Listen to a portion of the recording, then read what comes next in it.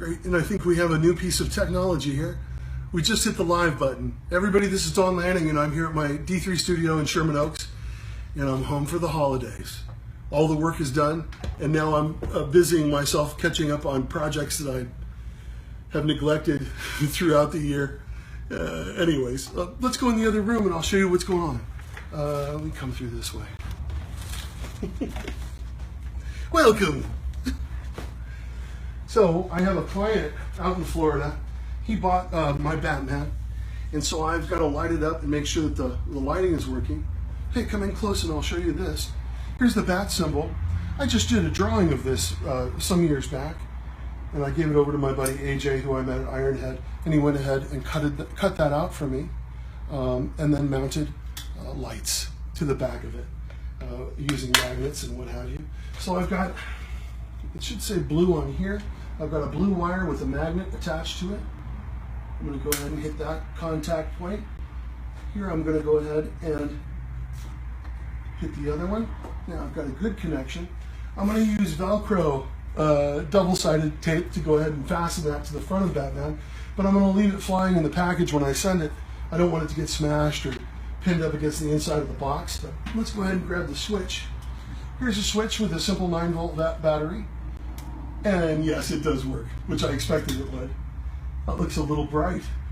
Well, it's going to be aimed out more this way, so I won't be hitting the bottom of the face with light. Anyways, he also has a great cape, and I can't wait to get this off to the client out in Florida. So there's one of my projects. I'm going to turn that off. It's funny, I'm reminded of what inspired this a lot for me.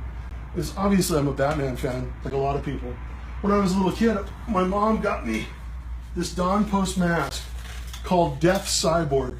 And it's kind of a Darth Vader ripoff. But as a little kid, I loved this sculpture. I used to sit there and just go, how did they do that? How can I do that? Anyways, so jump 30 years ahead, something like that.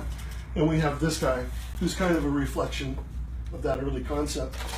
You know what? I've also got stuff that I did when I was a kid sitting here. I'm going to show this to you. This is crazy. Oh my God. So this is from 1981. And I remember taking this to Stan Winston on an interview, and Stan looked at me across from his desk and he said, "You have a nice imagination." He said, "You need to go home and sculpt an old man and really focus on sculpting." I thought this was brilliant in 81, and I was in the habit of putting air bladders in my sculptures. You can see there's a little tube entrance here. What I did is laid down cellophane the mold. First of all, I did like a layer or two of slush cast latex. Then I would lay down cellophane and put a little tube under it and continue on with my latex, which would give me an air bladder. I don't know if this thing is still working, but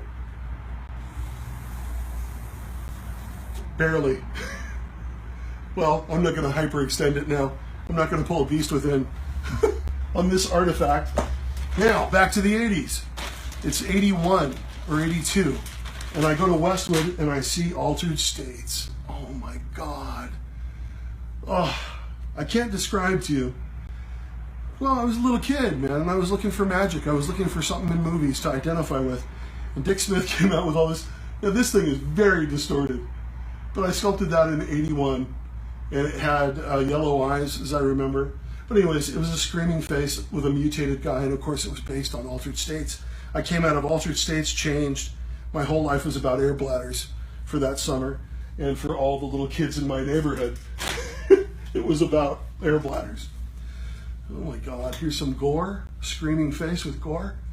That's got to be around 80 to 83.